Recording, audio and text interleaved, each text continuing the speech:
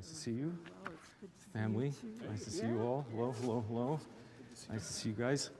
Good morning, everyone. Welcome to our Bach Experience for this morning. And our presentation for the cantata for today is cantata 159. Cantata 159, Sehet, wir gehn hinauf, gehn Jerusalem, which is, behold, pay attention, we're going up to Jerusalem, as the text, and that's from the gospel lesson from Luke chapter 18. The gospel lesson that Bach was working with was indeed Luke chapter 18, and it's in your bulletin for this morning. We have changed the lectionary, hold the door, we've changed the lectionary and replaced the Matthew text that's prescribed for today with the text that Bach used in Leipzig. Reason for that, for those of divinity inclined, is that Transfiguration was not observed on the lectionary calendar, on the Sunday calendar in Leipzig in Bach's time. The Transfiguration did not have its own observing Sunday. So the last Sunday before Lent, which we in sort of modern Revised Common Lectionary times observe as Transfiguration, was not the case for Bach. That Sunday, Quinquagesima, or Ester Mihi, was the last Sunday before Lent, and it had a passion theme, insofar as the text was this third time in the Gospel of Luke that Jesus predicts or foretells his, the events that are to happen in Jerusalem. If you look in the lesson, it says, look, we're going up to Jerusalem, and everything that is written about the Son of Man by the prophets will be accomplished. So this is the theme that is echoed strongly in the Gospel of John, where all is to fulfill the Scriptures. For he will be handed over to the Gentiles, he will be mocked, insulted, spat upon. After they have flogged him, they will kill him, and on the third day he will rise again. But they understood nothing about all these things. In fact, what he said was hidden from them, and they didn't grasp what was said. Isn't that like us today, where we can't see what we can see? And then the next bit in the gospel, as he approached Jericho, this is the story of the blind man, Bartimaeus, who proves his faith and is healed by Jesus. Bach does not really, in the librettist of this cantata, don't really focus on the blind man portion of the text, but rather on that opening text, we're going up to Jerusalem. And there's an interesting word here, and it's up. We're going up to Jerusalem. And I've been thinking about this in relationship with Transfiguration and with the instances of going up. Moses went up Horeb to receive the law. He didn't take anybody else with him. Moses went alone. So we were left behind to fall short of our own goodness and with fatted calves and so forth. But Moses went up, found God. Elijah went up in a fiery chariot. Remember that wonderful image, the fiery chariot? He went up. But we missed, Jesus told us, we missed the one who came before, John the Baptist. Was that Elijah come back to us? Did we miss that? Jesus goes up, goes into the wilderness. He fights, wrestles with demons. Jesus goes up, we think, Mount Tabor for Transfiguration, and he proves to those select disciples that he takes with him, just a few, they see Jesus transfigured, and they see him talking with Moses and Elijah. This is the Transfiguration story for today.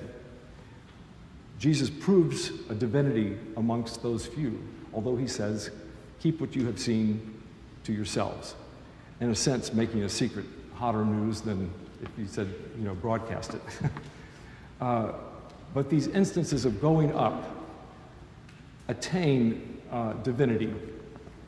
So when Jesus says, we're going up to Jerusalem, and they didn't hear it, they were confused, they didn't understand, they didn't know what he was predicting or what he was saying. We now know what that means. If the movement has gotten a critical mass behind it, Luke says that there were multitudes following. Now, how is a multitude measured? Who knows? But there is a movement, and there's an inevitability about going to Jerusalem. Enough that Jesus is mentioning it for the third time. This is going to happen. There's another hill that they will go up to, and that's Calvary, Golgotha. This is the hill that our librettist today draws us to. And it's this hill we know that will be attained by great hardship and great grief, that Jesus will endure great suffering to reach this hill. But we also know that if he doesn't go, there's no way we will ever get to that hill. There's no way that our souls will be redeemed if he doesn't fulfill the scriptures and go to that hill. So we are conflicted. We have a grief, but it's from that grief that we must find our faith. And that is what the librettist seems to suggest to us today. This is a slender cantata in terms of the instruments before you, in terms of the length, in terms of performing forces for the singers as well. There's no grand opening chorus that we're accustomed to. The piece begins simply with just the continuo team and one singer. And the chorus does not really even sing until the final chorale. They've been here since 9, waiting and waiting to sing the final chorale, which they will get to in a moment. So the piece has slender components about it. At Marsh, we have done, we only have one of the cantatas for this Sunday left to do, number 23. Bach wrote four cantatas for this Sunday in the liturgical calendar that we have extant. 127 is probably the grandest of them, Herr Jesu Christ war Mensch und Gott. And 22 and 23 were written for Bach's audition day in 1723. This piece dates, we think, from 1729. We think that date because the libretto is by Picander, Bach's Leipzig collaborator, the same guy who wrote the libretto for the St. Matthew Passion. And we think that a Matthew Passion may have been in the preparations for 1729, and therefore there are consistencies between the libretto here and the Matthew Passion, and how these interworkings are revealed to us. At the beginning, I said there's a continuo team. They accompany one singer, and that singer is a baritone. Devin, you come on down. As you all know, Jesus was a baritone.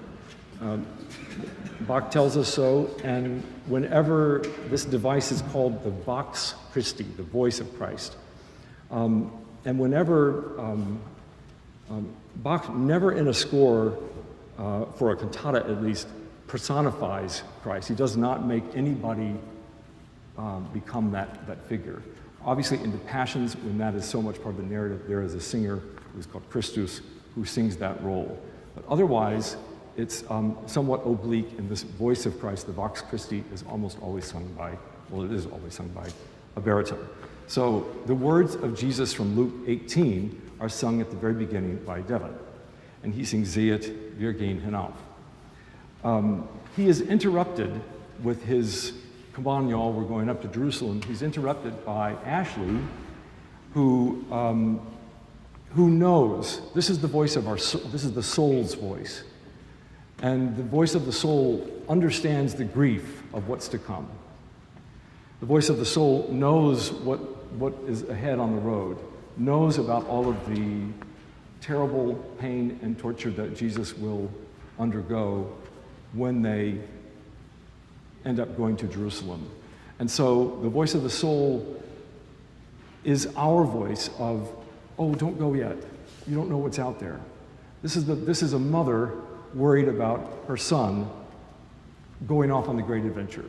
knowing that disappointments lay ahead or hardship, whatever may befall, knowing that those things happen. Oh, please don't go.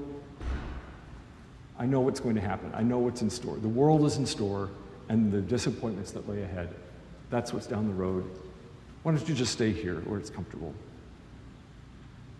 Yet, over the course of that first movement, her grief, she finds faith from her grief, and she understands that in order for the son to become the man who he is or fulfill, he must go, and she must support. This is this kind of psychology or emotion around what's happening here. They represent two different times. Jesus, first century, voice of Christ. Current day, emotional understanding, psychological understanding, okay? So their components are, musical components are, the Vox Christi is accompanied by continuo. The voice of the soul is accompanied by all the strings, a halo of sound around the voice of the soul. Now, anybody who knows the St. Matthew Passion knows that this is backwards. This is not quite right, because in the St. Matthew Passion, anything that's red letter in the Bible, sung by Jesus, is haloed. Jesus always sings with a halo of strings around. And now, in this one instance of this cantata, it's flipped. So, in a sense, at this moment in Luke 18, Jesus has not attained this divinity of the halo of being surrounded by these wonderful people and their words being in red letters. So that's a novel device that only insiders would know if they'd known the St. Matthew Passion than the first performance. There's another thing that I want you to listen for in this first movement. Can I ask just the continuo guys to play your opening couple of bars? Devin, don't sing just yet. And just listen to the characteristics of this line. 3, 4.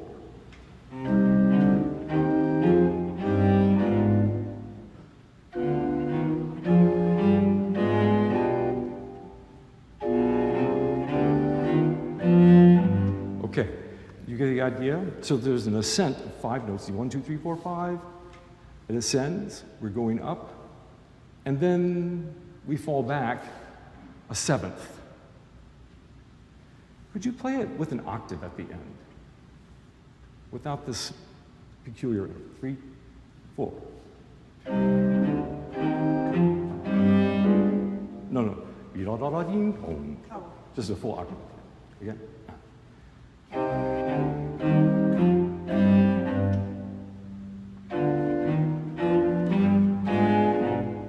Yeah. The difference to me is that if it's just an octave at the end, that's the typical thing that you would expect. And that only indicates the difficulty of that ascent. But there's something more difficult here, and that is the 2 steps forward, 8 steps back, of not being able to see what we can see. Wait. Only has pause. It doesn't have the weight of our own recalcitrance. There's almost a foreboding about that element. Okay?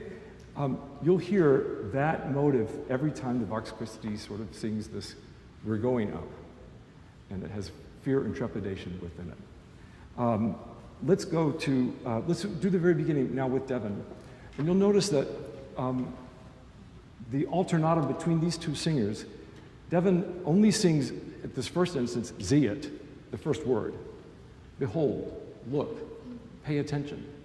He sings that only, trying to get you to follow him. And then he adds 2 more words. He tries those 3 words together again and again. Finally, he gets to sing, gehn, Jerusalem. Where are we going up? Up where? Up.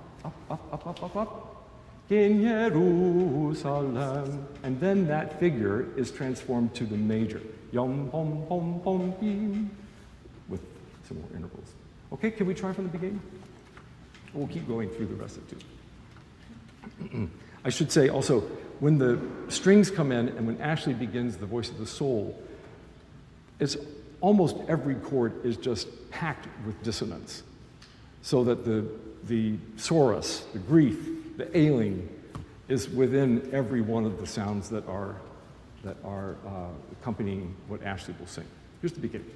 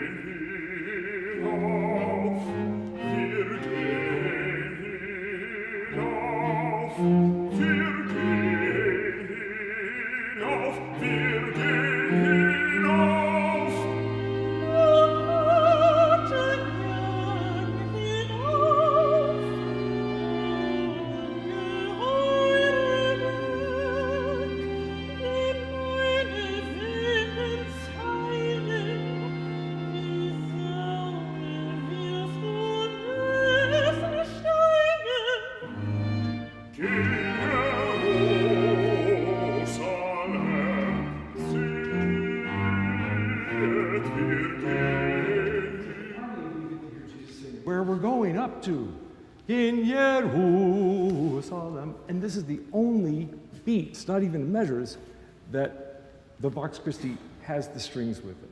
The only time when he first says Jerusalem, that has the halo of the strings. And then it returns to the secco arioso. Okay, Ashley gets the last word here. And she, through her grief and worry, says very difficult words for us to hear, which is, if you don't go to Jerusalem, I can't go, but you must go, because if you don't, I will go to hell. And that's difficult to read, difficult to hear. But this is, if the scriptures aren't fulfilled, if the word became flesh for naught, we would not be put right with God. Our souls, our redemption would be cast aside, and we would remain out of communion with God. Sorry, Ken. So Ashley says this very difficult recognition at the end of her recit number 1, which leads her to sing the aria Ishvoga Imnach. And here there are many layers of following and of commitment to stay and to go up with Jesus and to make the Lenten journey, to observe the Passion, to take on Christ's Passion as our own, so that we too can be redemption to our neighbor. And this is a very Lutheran idea about our path for the Passion. So cast again as a continuo aria, it's somewhat flipped. Thank you, Devin, very much. Ashley will sing from the same side, but with continuo, and Rebecca, the cellist, has the melody line. So it's continuo aria is what that means. And she sings, I will stay with you. I will commit and I will follow. And I will follow even until the end, the bitter end, when you have grown pale. And in that moment, where you need a grave, you will find a grave in my heart. This is the imagery that we've become accustomed to with at Christmas, where our heart is the manger. At the Matthew Passion, the heart will become the coffin, but Jesus will live in our hearts. At presentation in the temple before Epiphany, Jesus' name day, we write the name of Jesus on our heart. Okay, and there are plenty of old hymns that have "Let Jesus come into my heart." It's this kind of idea of our heart being the place where Jesus resides. And so the analogy between grave and heart are fulfilled here in Ashley's text. There's another element that Bach chooses to layer, and that, of course, is, we haven't heard one yet, a chorale. There's a chorale tune, Ich will hier bei dir stehen. I will stay with you here. I promise to stay here. You'll recognize this chorale, and it's sung by the sopranos and the piano, doubled by the oboe. So this layering of a new poetic text that's personal, pietist in its intent, coupled with the orthodoxy of the hymn that everybody would know, strengthens and makes a composite, fantastic aria that has this layering of following or staying with from the very beginning. And you'll hear in the melody that Rebecca plays, and then it's doubled by the singer when Ashley enters. Let's do a little bit.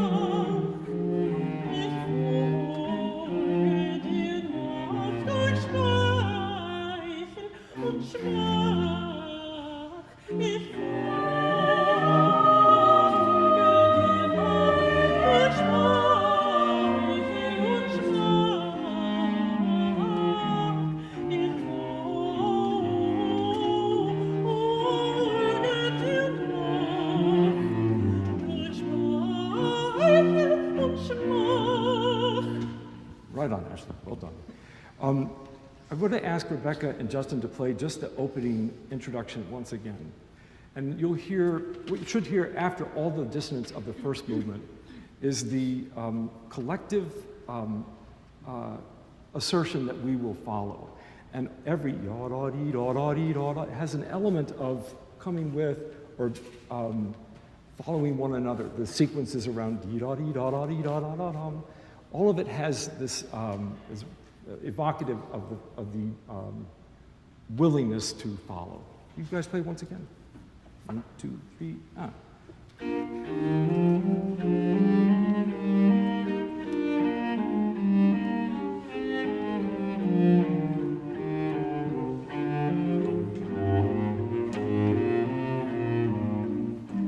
And there's even, in the sort of episodic middle of it, there's even a hint of the tumult that will come, and I'm willing to go with it. And Ashley gets plenty of those difficult figures in the rest of the aria. Great, thank you all very much. Finally, we have a recitative, and it's the only one in the piece. Right in the middle, number 5, and that's sung by a tenor. Can we do that recitative? Patrick, are you around? Yeah, great. Here we have a further commitment, or we, the parishioner congregation, can pen our own theology, our own bearing in the world. We too can pen ourselves with this commitment. And so Patrick will sing, "Now over you, my Jesus, I will grieve in my corner. Although the world may take the prison of lust to itself, I will feed myself on my tears and will no sooner long for any other joy until my face beholds you in glory, until I am redeemed through you, then I will be refreshed with you, made anew."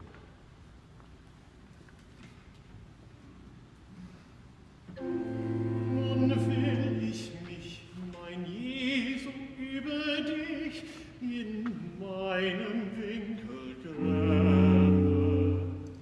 Die Welt mag immerhin das Gift der Wollust zu sich nehmen. Ich labe mich mich an meinen Tränen und will mich ja nicht nach einer Freude sehnen, bis dich mein Angesicht wird in der Herrlichkeit erblicken, bis ich durch dich erlöset bin, da will ich mich mit dir erquicken. And with that resolution, the final aria ensues. And this aria is called Es ist vollbracht. You may have heard that text before in the context of the 7 last words, because it is finished was uttered as one of those 7 last words of Christ from the cross. It's also the name of a very famous aria written by Bach that is in the St. John Passion. Es ist vollbracht. It is finished. Es ist vollbracht. There's this very emotional moment in the piece where gamba plays, an old ancient instrument. Gamba plays B minor, laden with pathos. It's one of the most gorgeous arias in the repertoire. Bach somehow is able to write another Es ist vollbracht that is equally stunningly beautiful and poignant. Here, the halo appears and the baritone is on the other side. This is not the Vox Christi. That's why he's on a different podium in part, so that we can visually separate those things. But here, there's a transformation. And here we hear that transformation, that divinity that's being taken on. We hear the ardor, and we hear the grief, and we hear the pain and the struggle that is to come. And we hear its constancy of keeping the faith and going forward to that hill of Golgotha. In this dialogue, not between 2 voices, but the dialogue is with the oboe. And the oboe plays the opening melody that Devin will then sing. And there's a beautiful characteristic about this opening melody. And I might ask Jenny to play your first 2 bars plus downbeat.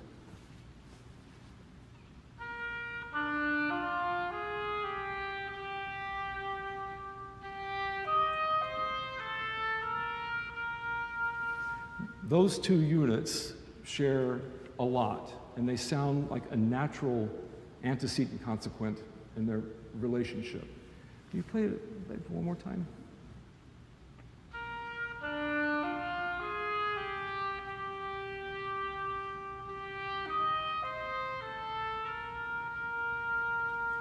The first of those groupings descends a 6. The second one ascends. And if you could see it on the page, and if you would, get your slide rule out and measure the intervals and all that sort of thing, you would see that it's an exact inverse. So the intervals are just the opposite direction, but they're a mirror reflection of one another. Knowing that, can you listen one more time, please?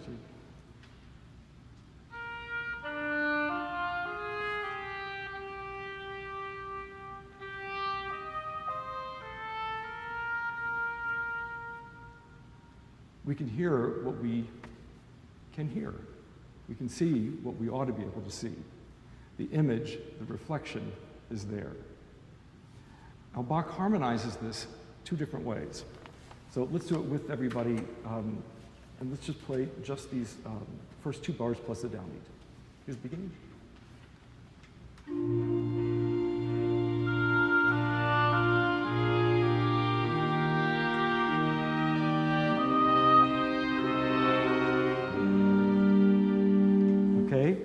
Now play measures 9.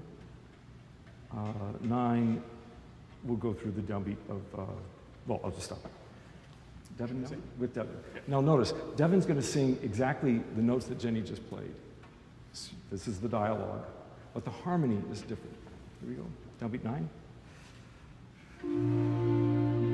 Es ist vollbracht, es ist vollbracht. Okay, you heard a tendency down here to do the old pattern.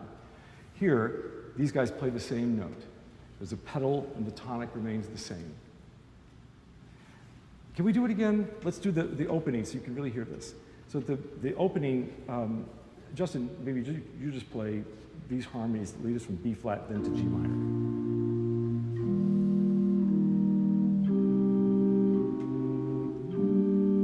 That's the first time we hear this relationship, this mirror.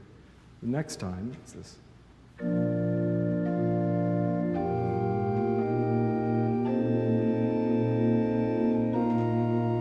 Right, so the mirror, that melody, of which we hear in inverse, is sustained by the same harmony. It doesn't have to be different. It is the same. That's a miracle to me. The mathematic relationship between those things and then the theology that is implied when you consider them in this context. Later in the piece, the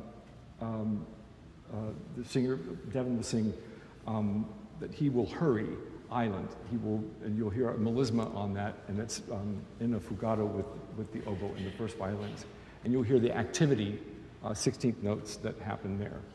I'm not going to play that for you in the demonstration, but what is remarkable in this aria, one of the most beautiful in the repertoire, is the halo that contains all of the knowing, all of the context for our grief. It's all there. It's acknowledged. It's what the Psalms do. The Psalms meet us with our grief, and they affirm and they say, yes, please tell me more. Yes, I hear you. Yes, I hear you. It's all there. But then they invite us to look to the hill from whence comes our help. And that is to me, I find that in this aria, as is vollbracht, it is finished. I now understand where this journey leads and why it leads. Okay, let's do maybe, oh, we don't have time. It's a really beautiful aria. You better stay for the service so you can hear it. You're gonna love it. The final chorale, which we'll come to, the way the piece ends is with a very famous Passion chorale. And in the text of this chorale, you hear all of the sort of, you hear all the images, the wounds, the thorns, the shame, all of this comes in the imagery of this particular verse of the chorale, finally sung by the choir. I won't say more about it. We need to rehearse it because we've never done it. So why don't we do the end, the play out of the aria? How about bar 62, please? Bar 62. And you guys stand on the last note, and then we'll do the final chorale. Good luck. 62.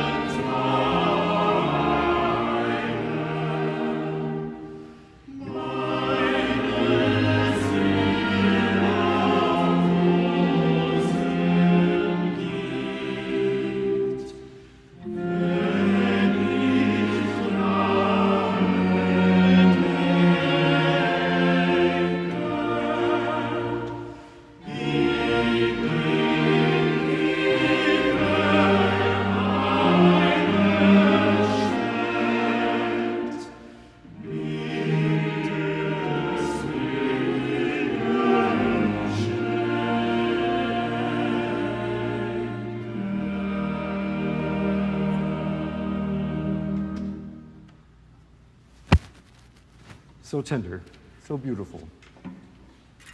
And that's the conclusion of our piece today, and the conclusion of our lecture. There's breakfast downstairs for all of you. All of you, thank you for being here. See you at 11 o'clock.